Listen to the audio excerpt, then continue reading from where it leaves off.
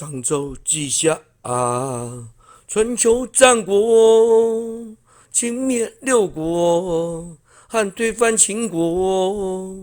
三国分立，晋后南北朝，隋朝统一后是唐朝，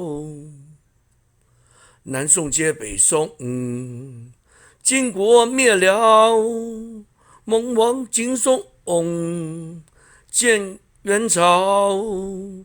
取元明，侵入关改名，民国成立，帝制不行，商周结下，春秋战国，晋灭六国，汉推翻秦国，三国分立，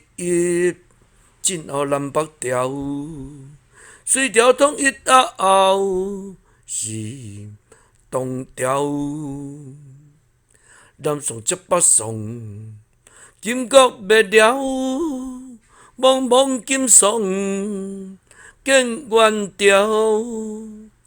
取元明，请入关官兵，